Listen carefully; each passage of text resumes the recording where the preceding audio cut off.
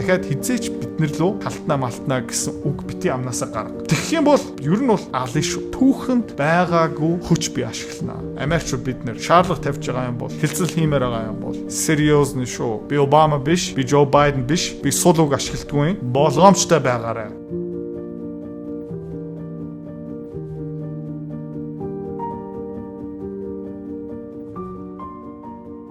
Хөрөнгөлт хийхдээ арилжаа хийхдээ хамгийн чухал юм юу юм бэ гэх юм бол сэтгэл зүгөө удирдах.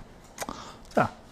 Хизээ удирдах хэрэгтэй юм бэ гэх юм бол өөрийн чинь таамаг, өөрийн чинь шинжилгээ, энэ дэлхийн ертөнц ямар нэгэн байдлаар нэг моделийн дагуу явах хэрэгтэй шүү. Өмнөх видеон дээр би тэрийг бас хэлт ярьсан. Тэгээд өнгөрсөн 3-4 хоногийн хугацаанд дэлхийн ертөнц Дональд Трамп тэг том шийдвэр гаргаж байгаа хүмүүс бидний моделийн дагуу явахгүй байна. Яагаад эхэлж байгаа юм бэ? Амар тэнэг юм биш үү? Ашиггүй юм биш үү? Алдгалтай юм биш үү? Ингээд зууралтаад ирчих юм бол тэгээ хохиролтой юм биш үү? За нэгдүгээр Израиль улс юунда найддаг байсан бэ гэх юм бол Iron Dome гэдэг юмда найддаг байсан. Та зөвхөн Google-аараа судлаарай. Энэ юу юм бэ гэх юм бол пуужин бөмбөгөөс хамгаалдаг систем. Тэ. Пуужин нисч ирэх юм бол эргүүлээд нэг пуужин явуулаад тэгээ агаарт, сансарт тесрээд тэгээ аюулгүй болж байгаа гэсэн. Израильчууд өнгөрсөн бараг 6-7 жилийн хугацаанд хүснээр хийж ирсэн. Тултлан бөмбөгдсөн. Газыг бөмбөгдсөн, Ираныг бөмбөгдсөн, Сириаг бөмбөгдсөн. Ерөөдөө бараг тийм сахилга гуудсан ч хинч зогсоогоогүй. За. Тэг өөрөө юу гэж бодож ирсэн бэ гэх юм бол магадaltaй Иран тийм бид нар Ираны удирдлагуудыг цэргийн албахан судалгаа шинжилгээ хийдэг хүмүүсийн бараг Аятолла Хоменей бөмбөгдөөд алчих юм бол Иранд юу болох юм бэ гэх юм бол засгийн газар бутраад биднэрт илүү таатай бид нар нөлөөлөх удирдах боломжтой хүмүүс нь ирэх барих магадaltaй regime change. Иран улсын удирдагч нарыг бид нар арчаад өөр хүмүүсийг бид нар өөрөө удирдах тавьчихна. За. Ийм хоёр таамагтай ажиллаж исэн баг Израильчууд. За. Тэгээ юу исэн бэ гэх юм бол Дональд Трамптай хамтраад окей бид нар тийм энэ удирдлагуудыг устгахчаа алчаа. Тэглээ. За тэрний дараа юу болсон бэ гэх юм бол Аятолла Хоменей нас барсангүй алж чадсангүй шин цэргийн албахан айгүй хурдтай томилсон. Тэгээ иранчууд юу хийсэн бэ гэх юм бол өөрийнхөө пуужингаа явуулсан. За тэгээд өөрийнхөө пуужингаа явуулсныхан дараа юу болж эхэлсэн бэ гэх юм бол манай энэ пуужингийн бөмбөгний хамгаалтын систем ерөөхдөө сайн ажилтгүй юм байна. Тэ? Иранчууд өөрийнхөө засгийн газараа хүүгээ гарахгүй юм байна, хүмүүс ногцрохгүй юм байна, хүмүүс зайлж өгөхгүй юм байна. Тэгээ юу болоод эхэлсэн бэ гэх юм бол Тель Авив, Израиль ерөөхдөө өөрөө тултлан бөмбөгдөж байгаа. Тэгээ богино товчхондоо хэлэхэд юу болж байна гэвэл Израиль Нетаньяхугийн төсөөлөл, таамаг, төлгөө фейлдсэн. Израиль улс тэгээ 3 хоногийн дотор ер нь бол юу гэж хэлж болох юм бэ гэх юм бол ялагдсан гэж хэлж болно. Окей? Яг гэх юм бол хүссэн юм биелэгдээгүй учраас нөгөө өнцгөөс харах юм бол тэгээ Израиль улс одоо ингээ фейлдчих юм бол Израилаас айх хүн гарч ирэх байхгүй болчихно. Иранчууд илүү их даварна, арабчууд илүү их даварна, Сирия илүү даварна, Ирак илүү даварна, Хутис, Йемен, Хезболла гэх мэт шин бүгдээрээ давраад эхэлчих واخхой. За. Тэгээ энд би ингээд өмнө 2 хоногийн өмнө нэг видео дээр байсан шүү дээ. You said Trump would tackle. Trump always chickens out. Trump үргэлж дахиа болоод тэ хотордог. Тэ. He did, but Israel didn't give a fuck гэж юм. Тэ. Donald Trump ерөөхдөө chicken болчдөг, мултардаг, хотордог. Хэрнээ Израильчууд одоо ерөөхдөө тэрийг таахгүй байна. Энэ бас нэг тодорхой хэмжээний Дональд Трампын тактик байж магадгүй. Яагаад вэ гэх юм бол хүн болгон Дональд Трампын тухай одоо юу ярьж байна гэх юм бол инх тайвныг хүсэж байгаа. Инх тайвныг тултал нь амлсан. Дональд Трамп өөрөө дайн эхлүүлэхгүй гэд тангараг өргөсөн хүн болгоны урд. Тийм учраас бид нар бас даварч болно. Тэгээд нөгөө өнцгөөсөө ингээ харах юм бол Иранчууд бас даварсан. Hezbollah, тэ Houthis тэгээд ер нь бол тэр Strait of Hormuz Израилийг бас тултлан бөмбөгцсөн. Терроризмыг санхүүжүүлсэн. Энэ бас үнэн. Ариун хүн энэ дээр юусоо байхгүй. Тэгээд нөгөө өнцгөөс ингээ харах юм бол Иранчууд ерөөхдөө даварч эхэлж байна. Тэ? наадхаа бойл гэж хэлэх юм бол үгэнд орохгүй юм байна. Хэлцлийн ширээний ард 60 хоног тийм ээ шудраг сэтгэлээсээ бид нартай хилцэл хийгээгүй юм байна. Тийм учраас Иранчууд энэ тоглоомыг үржүүлээд тоглох юм байна. Ерөнхийдөө үгэнд орохгүй юм байна. Бид нартэй ингээд зүгээр нэг жүжиг тоглоод байна. Тийм учраас Иранчуудад би юу үзүүлэх ёстой юм бэ гэх юм бол тоглоом гэсэн юм байхгүй шүү. Хэлцлээ надад хийхгүй юм бол надад бас өөр сонголт байгаа. Надад бас өөр араа байгаа. Би боронгдсон ч яадгийн. За би зүгээр өнгөрсөн 2-3 жилийн хугацаанд дайн хийхгүй, дайнуудыг зогсооно гэж хэлсэн болохоос биш, та нар давраад үргэлжлүүлэх юм бол би тааны бас тултан бөмбөгдөж болно. 50,000 гаруй ном зарсан. Борлуулалтын хэмжээгээр 2.5 тэрбум. Хувьцааны арилжаа хэдэн тэрбум. Бондын арилжаа хэдэн зуун тэрбумын арилжааны арт ингэсэн. За, энэ чадвартай би төрсөн үү? Төрөөгүй. Энэ борлуулалт контент гэдэг юмыг би сураад авсан. Магадгүй чи өөрөө нэг бизнестэй, нэг өөрийнхөө бүтээгдэхүүнтэй нэг үйлчлэгээтэй. Юу дутж байгаа юм бэ гэх юм бол би таачи чанд борлуулалт дутж байгаа. За чи яг миний энэ чадварыг эзэмшиж авмаар байгаа юм бол одоо сонсоно. Менторшип хөтөлбөрийг би гаргасан. Нэр нь юу юм бэ гэх юм бол борлуулалтын нууц. 500 гаруй хуудас контент, 100 гаруй видео хичээл. Тэгээ онцгой юм юу юм бэ гэх юм бол 1000-аас илүү дасгалтай. За энэ менторшип хөтөлбөрөөр дамжуулаад би чиний бизнесийн санаагаас авахуулаад анхны харилцагч контентээр дамжуулах хүртэл бүх юм орцсон байна. Дэлгэрүү мэдээл доор.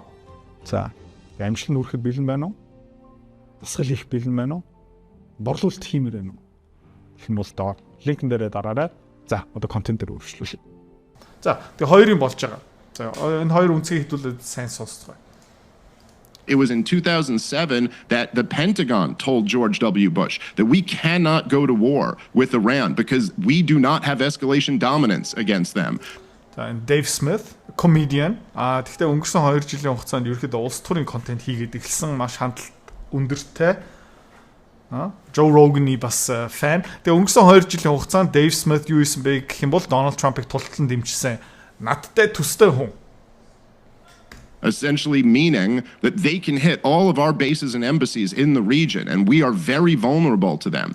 За. Тэгээ Dave Smith юу хэлж байгаа юм бол 2007 онд Америкийн Батлан хамгаалтын яам George Bush юу хэлсэн бэ гэх юм бол бид нар Ирантай алдчих чадахгүй. Бид нар Ирантай алдсаад эхлэх юм бол Иран бидний тэнд байгаа цэргийн бааз, элчин сайдын яам гих мэтчлэн. За тэгээ Америк дотооддоо бас террористуудтай тийм учраас аюултай шүү битгий тэгээрээ. Тийм бид нар ялахгүй гэсэн дотоодын мэдээлэл George Bush ч гэсэн өгсөн. Энийг ер нь Donald Trump бас мэдж байгаа хэвээр. And we've already seen demonstrated since the Israeli attack that the Iranian the missiles that they sent last year toward Israel, as many of us guessed, that wasn't really their best. They were intentionally making an attack that wouldn't really hurt anybody, that wouldn't really lead to a war, which Iran has done over and over again. За тэгээ өнгөрсөн жил 10 сарын 7 таад санаж байгаа юм бол Hezbollah юу исэн бэ гэвэл Израилууд дайрсан тэнд хэдэн зуун хүмүүсийг алсан. Тэгээд энэ дайн тэндээс ерөөхдөө сериоз нь эхэлсэн. Газа бөмбөгдөд яасан. Тэгээ хүмүүс юу гэж хэлж ирсэн бэ гэвэл Иранчуудын пууж нь худлаа чадахгүй. Нөгөө талаас юу хүмүүс ярьж ирсэн бэ гэх юм бол Иранчууд жинхнээс сериозны пууж нь явуулах байгаа. Зүгээр мяа пуужнгуудаа явуулаад жоохон худлаа яриад нүүр царай алдахгүй тул хэдхэн пууж нь явуулж байгаа юм аа. Тэр бас худлаа болж таарсан яг гэх юм бол Иран улс илүү хүчтэй hypersonic Iron Dome Израильчуудыг ерөөс таамаглаагүй хүчтэй олон пуужинтай байна. Тэр одоо бас тодорхой болсон. But now we've pushed them to the point where they probably don't feel that they have the option not to respond. And Donald Trump telling them to come back to the negotiating table now is a joke. За. Тэгээд өмнө би бас энийг ярьчихсан. Иранчууд Donald Trump Америктэй хилцлийн ширээн дээр байж байхдаа Израиль Америкчууд тэр хилцлийн ширээн дээр байсан хүмүүсийн бүгдийг нь алдсан. Тийм учраас одоо хилцлийн ширээн дээр буцаагаад ирэх юм уу гэсэн эргэлзээ Dave Smith юу хэлж байна гэх юм бол тэр одоо хударсан хилцлийн ширээн дээр одоо хинч очихгүй. Энэ дээр би бас эргэлзэж чинь хилцлийн ширээн дээр очих магадлал маш өндөртэй. I mean, what a impotent leader to be sitting there talking about coming back to the negotiating table. It's like sitting after Pearl Harbor and telling FDR, now's the time to go negotiate with the... Юутай зүйрлэж байгаа юм бэ гэх юм бол төсөөлөө үзчих заяа. Америкчууд 1942 онд юу хийсэн бэ? Япончууд 1942 онд юу хийсэн бэ гэх юм бол American Pearl Harbor бөмбөгдсөн. Та энэ киномен дээр зөндөө харсан баха. За тэгээ Япончууд Pearl Harbor-ыг бөмбөгдсөний дараа Япончууд юу хэлэх юм бэ гэх юм бол хөөе Америкчуудаа хилцлийн ширээн дээр одоо буцаагаад ирдэ гэдэгтээ адилхан юм зүйрлэж байгаа хгүй. Нэг талдаа бас зөв эксперт хэлж байгаа. Яг гэх юм бол Америк, Израильчууд бага хүмүүсийг бөмбөгтөө алсан. Иран хүмүүсийг тэгээ бөмбөгцийн дараа хэлсэн ширээл буцаад ирээ наа чи худлаа шүү. Japanese negotiations are over now. The time for negotiations was before this. And so yeah, Donald Trump looks and man, I supported him this last year. I apologize for doing so. Дэмжсэндээ уучлаарай. Тэгээ Donald Trump худ. It was a bad calculation at the time. It seemed like the right one.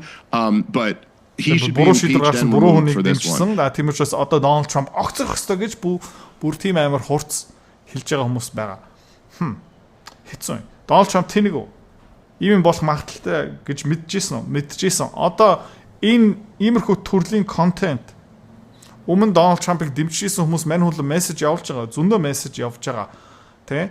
Өөрийнхөө фракцаа алдах магадл хувдхны ирмэн дээр явж байгаа Donald Trump сайн мэдчихэж байгаа. Нөгөө талаасаа бас энэ хулгайч байгаа байхгүй юу? Lindsey Graham on the largest state sponsor of terrorism in modern history. We got a chance to end a threat to the state of Israel forever by бид нар ерөөхдөө Израиль улсад учирч байгаа аюулыг тэр чигтээ мөнхийн одоо шийдэх боломжтой. Ираны засгийн газрыг арчих. Replacing this regime was something better. Өөр засгийн газраараа солих. Одоо Ирак болсон юм, Афганистан тэгтээ фейлдсэн л дээ бүх. And I do believe the biggest winner of the Ayatollah leaving would be the Iranian people. So pray for our troops in harm's way.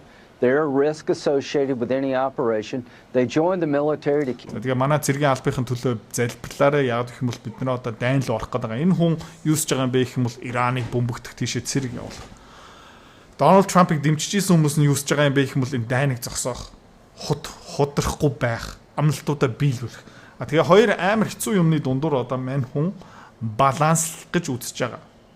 Тэгээ нэг үнцэг юу юм бэ гэх юм бол Donald Trump тэ хилцлээ хамгийн сайн хийхин тулд хөшүүргийн тултал нь Иран дээр одоо ашиглаж байгаа. Юу болж байгаа юм бэ гэх юм бол маш олон зэвсэг тээвэрлдэг, газ, нефт одоо онгоцны нефт тээвэрлдэг, онгоцны түлшиг нефт тээвэрлдэг онгоцууд одоо бөөнөрөө тэ Иран руу явж байгаа. Дахиад усан онгоц, байлдааны усан онгоц Иран, Сауди Араб, Middle East руу явуулж байгаа. Яг л гэх юм бол ерөөхдөө хөшүүрийг нэмэгдэж байгаа.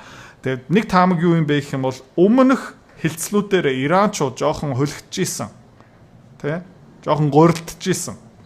Одоо дараагийн удаа Donald Trump шаардлага тавих юм бол, нөхцөл тавих юм бол Иранчууд за бодъё, за яри, за дараа 7 хоногт болъё гэх үгүй баха. Тэ? Тэгээд бүр ингээ хоёр нам хоёлоо хамтраад явж байгаа. Republican, Democrat ерөөхдөө энэ дайныг зогсооё гэдэг Donald Trump дээр маш их дарамт байгаа. Өмнө Donald Trump-ыг дэмжижсэн хүмүүс юу хэлж байна гэх юм бол би юуны төлөө Donald Trump-ыг сонгосон бэ гэх юм бол дайныг зогсоохын тулд, газ, нефт хэмтхэн байхын тулд, татвар буурахын тулд, хүнсний үртэг буурахын тулд, Make America Healthy Again тулд аль дээр ч амлалт биелүүлэх юм байна. Би дахиад Donald Trump-ыг сонгохгүй. Энийг бүгднийг Donald Trump мэдж байгаа. Гэхдээ магадгүй одоо маргааш нөгөө төр энэ 7 хоногт Иранчуудаас хамгийн сайн хилцэл нөхцөл авахын тулд энийг бас хийж байгаа. Тэгээ юу их ёстой юм бэ гэх юм бол буцаагаад дэмжсэн хүмүүсийн итгэлийг олох ёстой. Энэ Lindsey Graham гэдэг дайныг мөрөөдөж байгаа. Тэгээ дайнаас туллан ашиг хийх байгаа хүмүүсийг дарах ёстой. Тэгээд нөгөө нэг юм юу юм бэ гэх юм бол Benjamin Netanyahu одоо бас юу ойлгосон бэ гэх юм бол за Израиль манай цэргийн хүч, манай пуужин, манай онгоц, манай бөмбөг хангалтгүй юм байна. Бид нар дангаараа ганцаараа Ираныг барахгүй юм байна. Тэрийг ерөнхийдөө ойлгоцсон байгаасай. Тэгээ Donald Trump юу их магадaltaй юм бэ гэх юм бол жоохон Иран улсыг бөмбөгдөх шаардлагатай юм бол тэгээ Иранчуудыг хилцлийн ширээн дээр авчираад тэ максимум өөртөө ашигтай хилцлээ авчрах хэрэгтэй. Тэгэхийн тулд бас энэ жүжиг тоглож байгаа юм уу гэж штэ. Тэ Donald Trump жоохон жүжиг тоглож байгаа юм уу сайн хэлцлэхийн тулд. Тийм учраас саяны G7 Канадад болсон хурал дээр Израиль, Иран тийм маргаан дайна зогсоо бол гэсэн санамж бичиг тэр гар үсэг зураагүй. Тэ Тэгээ өмнө Дональд Трампын ингээд твитүүдийг харах юм бол 2018 онд юу хэлж ирсэн бэ гэх юм бол Иран улсын ерөнхийлөгч Рухани never ever threaten the United States again. Дахиад хизээч биднэр лөө тэг халтнаа гэсэн үг бити амнаасаа гарга. Тэг. Тэгэх юм бол тэг өстой ер нь бол алын шүү. Тэг. Түүхэнд байгаагүй тэг хүч би ашиглана. Тэг. We are no longer a country that will stand for your demented words of violence and death. Манаус Америкч биднэр тэг шаардлага тавьж байгаа юм бол хилцэл хиймээр байгаа юм бол тэг сериозны шүү. Би Обама биш, би Джо Байден биш, би сул үг ашигладгүй. А би зүгээр инх тайван амлсан болохоос биш бөмбөг ашигладгүй. Үгүй шүү. Тэ? Be cautious. Болгоомжтой байгаарай. Ягаад энэ таамаг би одоо гаргаж байна гэвэл тэ одоо нөгөө шийдвэрээ зүг гаргах хэвээр. А миний толгойн дотор нэг геополитик ингэж явж байна гэсэн нөгөө томьёо модель байх хэвээр. Тэгээ энэ модель ерөөхдөө хамгийн тохиромжтой байх шиг байна. А нэмээд дөнгөж сая энэ G7-гийн хурал дээр тэ нэг хоног төрүүлээд явцсан. Тэ Иран, Израилийн маргаан маш гоё шалтгаан. Яг гэх юм бол Зеленский Дональд Трамптай уулзах гэсэн. За. Тэ. I hope they understand. Намайг ойлгох үедээ би төрүүлээ явлаа. Тэгээд өнөөдөр маргааш Зеленский Дональд Трамптай уулзах хэрэгтэй байсан. А тэгээд Дональд Трамп одоо Канадад байхгүй. Зеленскийгээс мултарцсан. Тэ. За тэгээд харъя хөрөнгөний зах зээл хувьцаанууд навс унаагүй байгаа. Нефтний үн хааш нь өсөхгүй байна. Төр зүртэй. Алтны хааш бас өсөхгүй байгаа. Хэдүүлээ харцгаая. Миний таамаг юу юм бэ гэх юм бол хуучин модельийг жоохон засах хэрэгтэй. Тэрэн дээр юу оруулах хэрэгтэй юм бэ гэх юм бол за 100% инх таймны төлөө биш ээ. Сул хүн биш ээ. Дональд Трамп руу худлаа ярьж байгаа юм бол хүссэн нөхцлүүдийн биелүүлэхгүй юм бол Дональд Трамп харгас хүн хിവэрэ. За миний зүв байгаасаа. Та юу гэж бодож байна? Комментинд оруулдагаарай.